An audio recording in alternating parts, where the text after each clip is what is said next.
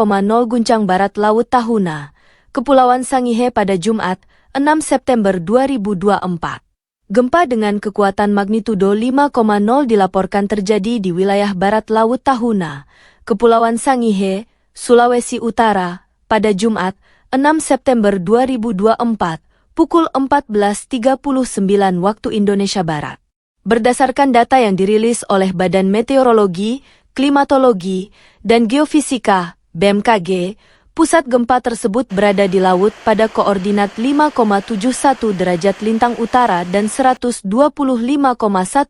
derajat bujur timur. Lokasi epicentrum gempa berada sekitar 235 km barat laut dari Tahuna, Kepulauan Sangihe, dengan kedalaman mencapai 13 km. Menurut BMKG, gempa ini tidak berpotensi menimbulkan tsunami. Hingga saat ini, belum ada laporan mengenai dampak kerusakan atau korban jiwa akibat gempa tersebut. Gempa dengan kedalaman 13 km ini masih tergolong dangkal, sehingga getarannya kemungkinan besar hanya terasa di area sekitar pusat gempa. Informasi mengenai gempa ini masih bersifat sementara, karena data yang ada bisa mengalami perubahan seiring dengan pemantauan lebih lanjut. BMKG menegaskan pentingnya menjaga kewaspadaan terhadap gempa susulan yang mungkin terjadi dalam beberapa waktu mendatang. Masyarakat di sekitar wilayah tersebut diimbau untuk tetap mengikuti arahan dari pihak berwenang dan selalu memantau informasi resmi yang dirilis oleh BMKG. Meskipun tidak berpotensi tsunami, gempa dengan kekuatan ini tetap bisa menimbulkan dampak tertentu di daratan, terutama di wilayah yang dekat dengan epicentrum. Penting bagi masyarakat di wilayah rawan gempa untuk selalu siap menghadapi bencana dengan mengikuti prosedur keselamatan yang telah dianjurkan oleh pemerintah dan lembaga terkait. Dalam situasi seperti ini, BMKG akan terus memberikan pembaruan terkait perkembangan lebih lanjut, termasuk gempa susulan yang mungkin terjadi. Selain itu, masyarakat juga diharapkan untuk tidak mudah percaya pada informasi yang belum terkonfirmasi dan selalu mengacu pada sumber resmi. Kesiapsiagaan dan koordinasi antara pihak berwenang dan masyarakat menjadi faktor penting dalam menghadapi potensi risiko bencana alam, termasuk gempa bumi. Melalui langkah-langkah antisipatif, diharapkan dampak dari gempa ini dapat diminimalisir, serta keselamatan warga tetap terjaga. Upaya mitigasi bencana sangat penting untuk meminimalkan dampak kerusakan dan potensi korban jiwa. Penting bagi masyarakat untuk selalu siap dan waspada terhadap potensi bencana yang bisa datang sewaktu-waktu. Perbedaan megatrust di Jawa Barat dibanding zona lainnya. Zona megatrust yang berada di berbagai belahan dunia, termasuk di Indonesia, menjadi perhatian khusus para ilmuwan. Di Indonesia, salah satu zona megatrust yang menarik perhatian berada di bagian barat Pulau Jawa. Peneliti barat seperti Haji Kop, D. Hindle, D. Klaes Chen, O. Onchen, C. Ray Charles, dan D. Skoll melakukan studi mendalam tentang zona gempa di wilayah ini. Hasil penelitian mereka dituangkan dalam tulisan berjudul Anatomy of the Western Java Plate Interface from Depth Migrated Seismic Images yang diterbitkan oleh Elsevier pada tahun 2009. Menurut penelitian mereka, zona megatrust di Jawa Barat menunjukkan karakteristik yang berbeda dibandingkan zona megatrust di daerah lain, seperti Jepang dan Barbados. Kop dan rekan-rekannya mengungkapkan bahwa zona megatrust di Jawa Barat, khususnya di lepas pantai sebelah barat Pulau Jawa hingga selatan Pulau Sumatera, memiliki struktur yang tidak teratur. Batas Sunda bagian tengah di lepas pantai Jawa bagian barat hingga Sumatera bagian selatan menandai transisi dari konvergensi ortogonal di timur menuju subduksi miring di barat laut, jelas Kop dalam penelitiannya. Para ilmuwan ini meneliti daerah Kabupaten Pangandaran, Provinsi Jawa Barat, yang berjarak sekitar 100 km dari lokasi gempa besar berkekuatan 7,7 magnitudo pada tahun 2006.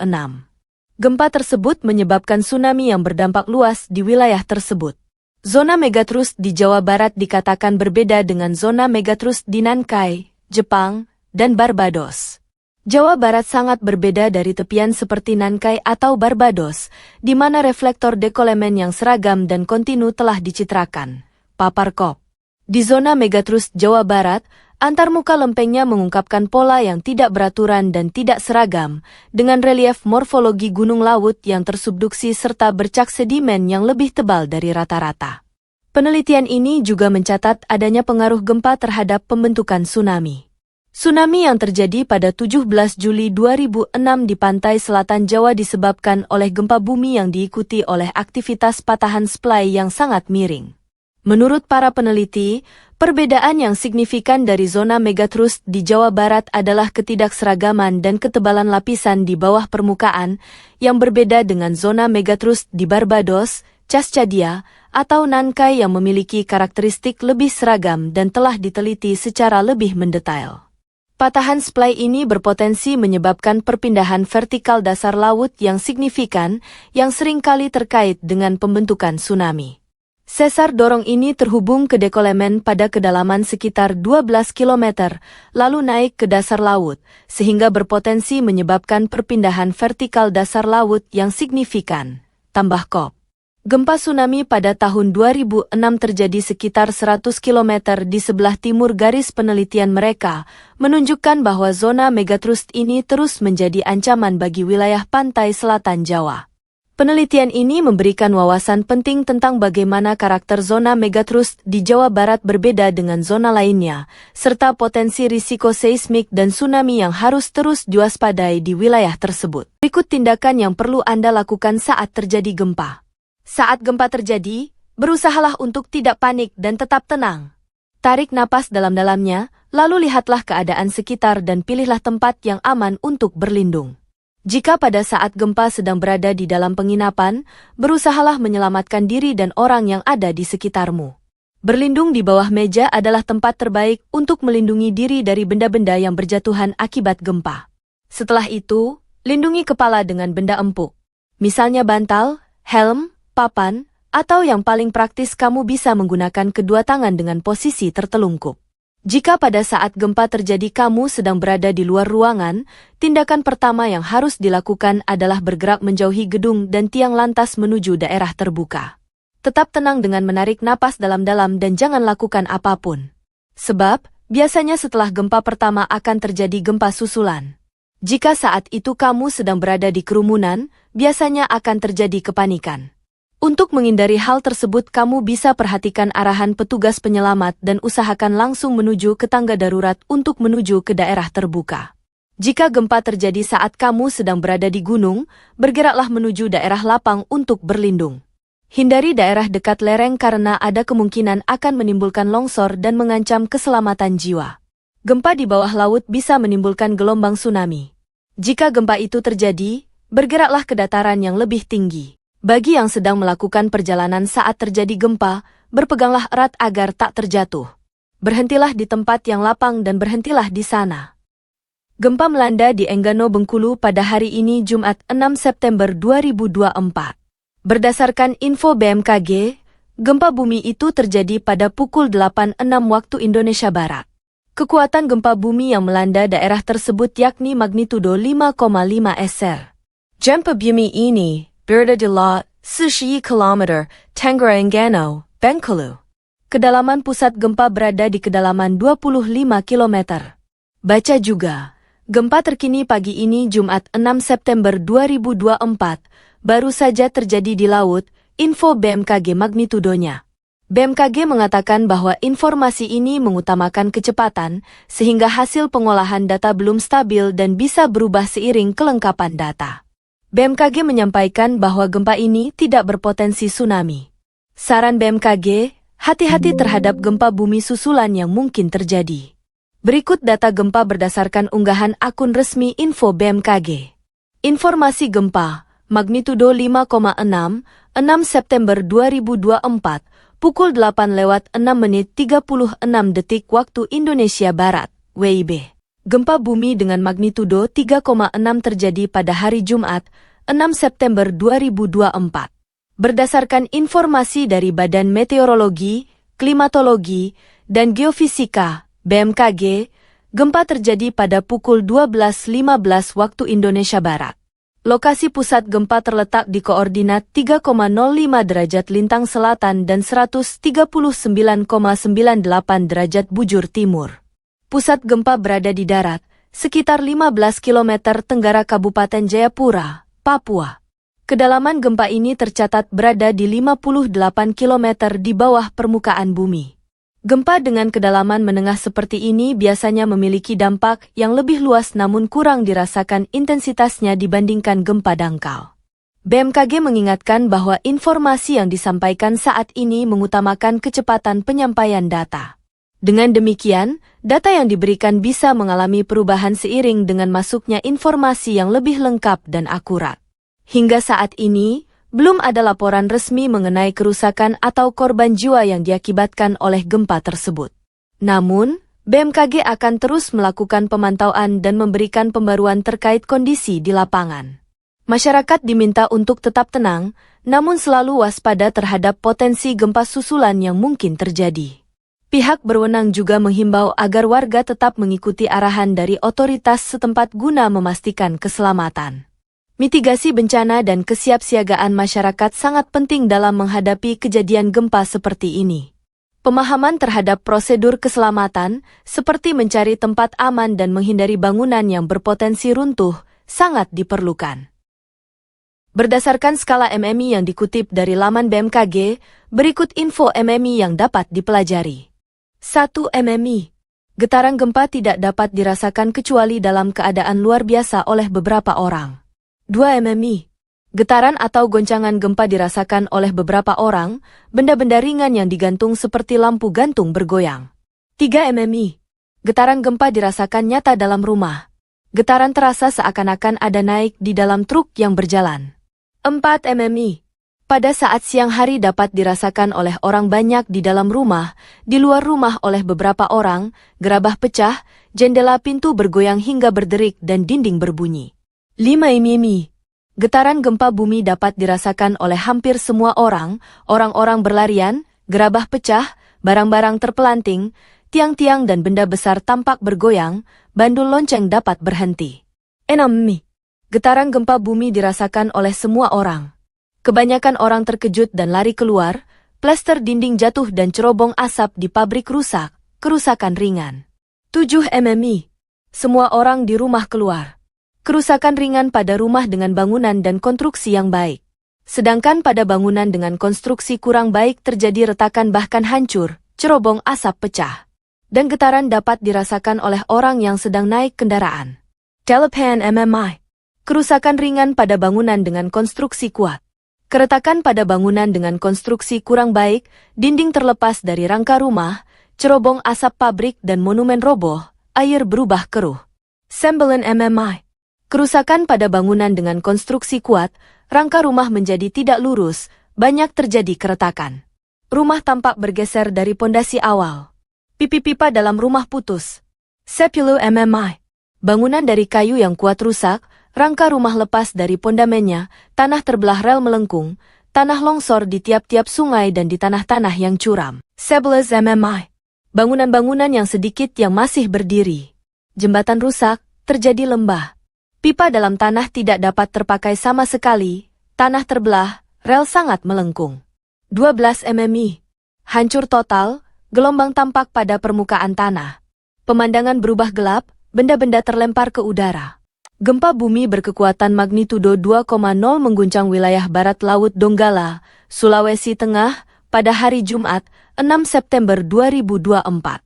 Badan Meteorologi, Klimatologi, dan Geofisika BMKG melaporkan bahwa gempa ini terjadi pada pukul 13.59 waktu Indonesia Barat. Koordinat lokasi gempa berada di 0,22 derajat lintang utara dan 119,67 derajat bujur timur. Pusat gempa terletak di darat, sekitar 73 km barat laut Donggala, Sulawesi Tengah. Kedalaman gempa tersebut tercatat sekitar 16 km di bawah permukaan tanah. Meskipun magnitudonya kecil, BMKG menyampaikan bahwa informasi ini diberikan untuk kepentingan kecepatan penyebaran data. Oleh karena itu, hasil pengolahan data ini bisa berubah seiring dengan masuknya informasi yang lebih lengkap. Hingga saat ini, belum ada laporan resmi mengenai dampak kerusakan atau korban jiwa yang disebabkan oleh gempa tersebut. BMKG juga menegaskan akan terus memantau perkembangan dan memberikan pembaruan jika ada informasi terbaru terkait gempa ini. Masyarakat diimbau untuk tetap waspada, meskipun gempa ini tergolong lemah dan tetap mengikuti arahan dari pihak berwenang. Kesiapsiagaan menghadapi bencana sangat penting, terutama di wilayah yang rentan terhadap aktivitas seismik seperti Sulawesi Tengah. Langkah mitigasi yang baik dan pengetahuan akan prosedur keselamatan dapat membantu mengurangi risiko dari gempa bumi. Hingga kini gempa megatrust yang berpotensi bencana tsunami selalu menghantui masyarakat Indonesia. Terkini, ada kabar bahwa 3 kabupaten di daerah istimewa Yogyakarta, DIY, berpotensi terjadi tsunami jika gempa megatrust benar-benar terjadi, yakni Kabupaten Gunung Kidul, Bantul dan Kulon Progo. Sebab, 3 wilayah ini berada di pesisir selatan. 3 wilayah ini yang terdampak kalau seandainya terjadi tsunami. Kalau gempanya, semua wilayah pasti terdampak, kata Noviar Rahmat, Kepala Pelaksana BPBD DIY, Selasa, 3 September 2024.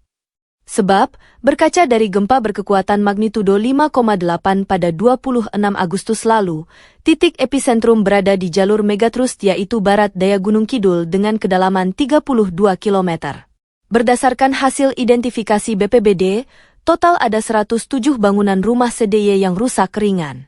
Sebagian besar di Kapanewon Semanu, Gunung Kidul, 18 rumah di Kabupaten Bantul dan 3 di Kulon Progo.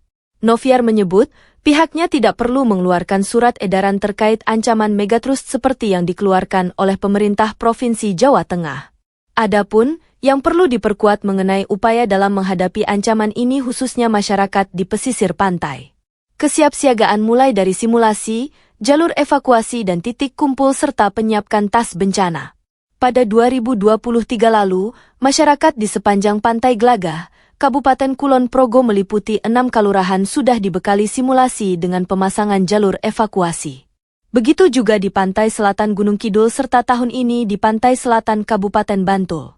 Sementara, langkah yang dilakukan oleh BMKG pada 2023 melalui ASEAN Regional Disaster Emergency Response Simulation Exercise, ARDES. Simulasi menghadapi ancaman megatrust diikuti 15 negara ASEAN baik TNI Polri maupun tenaga kesehatan. Artinya, masyarakat di Yogyakarta sudah lebih siap. Kendati demikian, bukan berarti mengabaikan peringatan yang dikeluarkan oleh BMKG. Tentunya, hal ini perlu ada kerjasama multipihak untuk memberikan simulasi, edukasi dan sosialisasi, terutama bagi masyarakat pesisir ketika terjadi megatrust. Karena waktunya tidak ada yang tahu dan tidak ada satupun teknologi yang bisa memprediksi kapan terjadi, tuturnya. Sebelumnya, peneliti Pusat Riset Kebencanaan Geologi, Badan Riset dan Inovasi Nasional, BRIN, Nuraini Rahma Hanifah ikut buka suara soal gempa megatrust. Hal ini Nuraini sampaikan dalam gelar wicara tentang megatrust yang diikuti secara daring di Jakarta, Jumat, 30 Agustus 2024. Dia menyatakan tidak ada waktu pasti soal kapan gempa megatrust terjadi di Indonesia. Jika ada informasi tentang tanggal, bulan, dan tahun kapan gempa akan terjadi maka bisa dipastikan itu hoaks, tapi kalau peristiwa megatrust memang benar ada. Bisa terjadi, kapan? Mau 5 menit lagi, 100 tahun lagi, itu bisa terjadi, tuturnya. Meskipun belum dapat diprediksi secara spesifik, Nuraini memaparkan bencana gempa besar seperti megatrust bisa terjadi lagi di waktu yang akan datang, karena bencana tersebut pernah ada di wilayah Indonesia sejak zaman dahulu. Adapun, lokasi bencana ini diperkirakan bisa terjadi di sebelah barat Pulau Sumatera hingga selatan Pulau Jawa, mengingat daerah tersebut merupakan daerah pertemuan antara lempeng Eurasia dan lempeng Indo-Australia yang rawan akan guncangan. Nuraini juga memaparkan adanya siklus tertentu pada gempa-gempa besar, seperti gempa megatrust. Dia menyebut semakin besar gempanya, maka akan semakin lama juga siklusnya. Menurut dia, gempa besar yang melanda Aceh yang terjadi pada 2004 yang lalu memiliki siklus hingga 600 tahun sekali. Meski demikian, siklus tersebut hanya berlaku di titik gempa yang sama, sehingga masing-masing titik memiliki siklus gempanya masing-masing. Pergerakan lempeng itu bisa kita ukur, besar energi juga, tapi bagaimana caranya dilepaskan kita gak tahu. Jadi bisa saja dilepaskan seperti gempa Pangandaran yang, kekuatannya, kecil-kecil, bisa juga besar seperti gempa Aceh, ujarnya. Nuraini melanjutkan, masing-masing tempat juga memiliki pergeseran. Sebagaimana Pulau Jawa yang memiliki potensi pergeseran lempeng bumi rata-rata sebesar 6 cm per tahun, dengan siklus gempa yang diperkirakan terjadi setiap 400-600 tahun sekali, serta potensi pergeseran lempeng yang bisa dikeluarkan secara bertahap maupun secara sporadis. Kalau 400 tahun dikali 6 cm maka 24 M-nya, kalau 24 M itu dia mau gerak sekaligus, kita sudah menghitung kita mendapatkan angka potensi gempa pada skala 8,8 magnitudo, itu kalau satu segmen Selat Sunda. Tapi kalau satu segmen Pulau Jawa, maka dia berada pada 9 magnitudo, mirip seperti gempa Aceh dan Jepang, ungkapnya. Namun demikian, dengan kekuatan gempa yang sama seperti di Aceh, Nuraini menyoroti Jepang memiliki korban jiwa yang lebih sedikit, yaitu sekitar 1/10 dari korban jiwa yang ada di Aceh. Oleh karenanya, dia menekankan seluruh pihak untuk bekerja sama dalam upaya mitigasi bencana yang tepat, sehingga dapat mengurangi risiko kebencanaan untuk dapat menyelamatkan nyawa lebih banyak lagi jika terjadi gempa. Seperti dikutip dari laman BMKG, bahwa informasi terkini tentang potensi gempa megatrust di beberapa zona di Indonesia yang dirilis Badan Meteorologi, Klimatologi, dan Geofisika, BMKG, bukan sebuah peringatan dini, apalagi bermaksud menakut-nakuti, melainkan sebagai pengetahuan yang harus diketahui agar kita siaga.